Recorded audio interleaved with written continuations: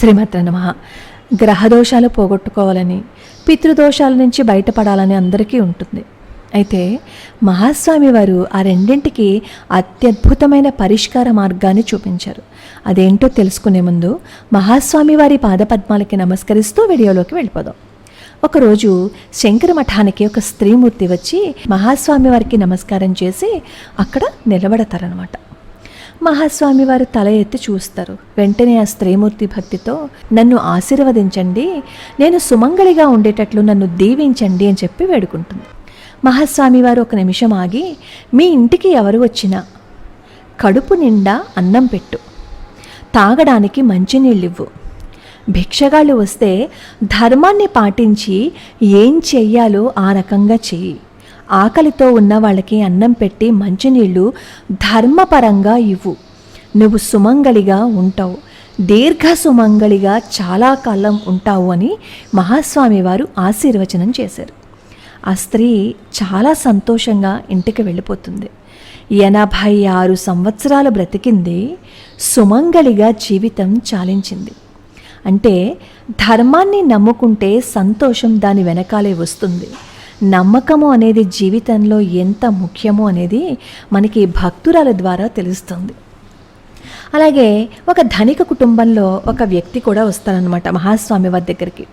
కష్టాలు ఒకదాని వెంట ఒకటిగా వస్తున్నాయి అని చెప్పి ఆయన ఏం చేస్తారు అంటే తన జాతకాన్ని ఒక జ్యోతిష్కుడికి చూపిస్తారనమాట.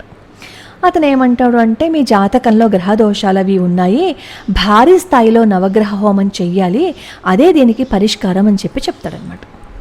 ఆ కుటుంబ యజమాని పరమాచార్య స్వామి వారి భక్తుడు.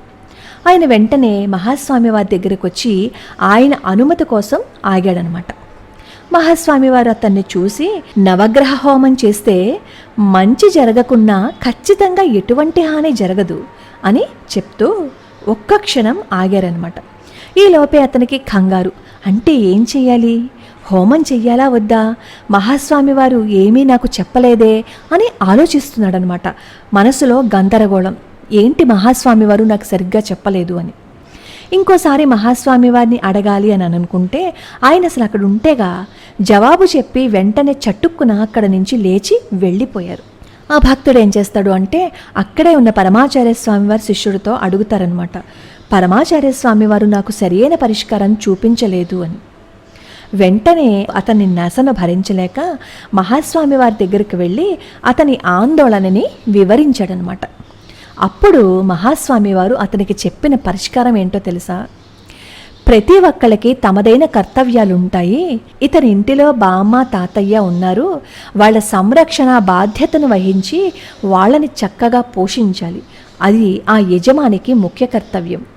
ఇంటి ముంగిటికి వచ్చిన యాచకులకు తన వల్లైన దానం చెయ్యాలి, దాహంతో అలమటించే వాళ్ళకి మంచినీళ్లు ఇవ్వాలి, పేదవాళ్ళని, వంట వాళ్ళని, కార్మికులను సదా నిందించకూడదు, ప్రేమగా ప్రవర్తించాలి, ఇలా చెప్తారు. దీన్ని బట్టి మనకేమర్థం అవుతోంది? ఆ కుటుంబ యజమాని తన కర్తవ్యాలను సక్రమంగా నిర్వహించేవాడు కాదని అర్థమవుతోంది కదా. ఆ శిష్యుడు భక్తుడి దగ్గరకు వెళ్ళి, మీ కర్తవ్యాలను బాధ్యతలను సక్రమంగా నిర్వర్తిస్తే చాలు, కుటుంబంలో ఏర్పడిన కష్టాలన్నీ తొలగిపోతాయి, హోమం చేయవలసిన అవసరం లేదుట, పరమాచార్య స్వామి వారు చెప్పారు అంటూ చెప్తాడనమాట. ఆ భక్తుడికి గుండెల్లో ముళ్ళు దిగిపోయినట్లయిందనమాట.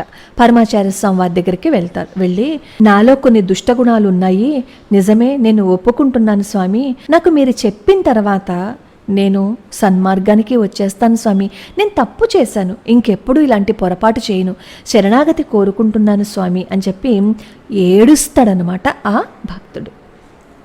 పరమాచార్య స్వామి వారు మనసు కరిగిపోయింది. కరిగి క్షేమంగా ఉండు అని ఆశీర్వచనం చేశారు.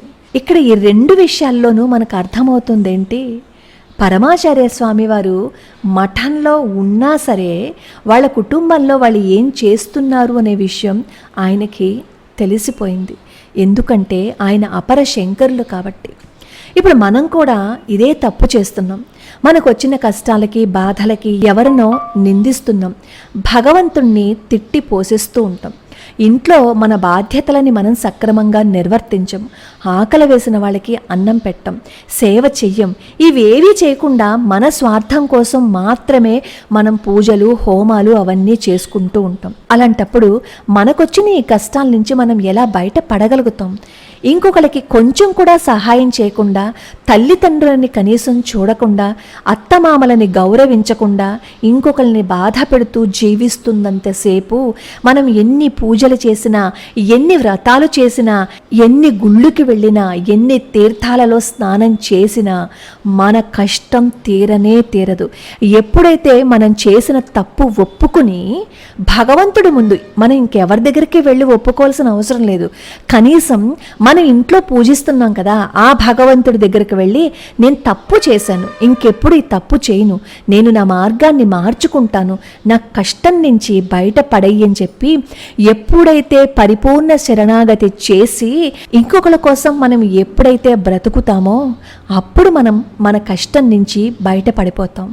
మహాస్వామి వారే ఇలాంటి అద్భుతమైన పరిష్కార మార్గాన్ని ఇచ్చిన తర్వాత ఇప్పుడు కూడా మనం మారలేదు అని అనుకోండి, మనల్ని ఎవరు కాపాడగలరు? మహాస్వామి వారు కూడా కాపాడలేరు కదా. అపార కరుణా సింధుం జ్ఞానదం శాంతరూపిణం శ్రీ చంద్రశేఖర గురుం ప్రణమామి ముదాన్వహం.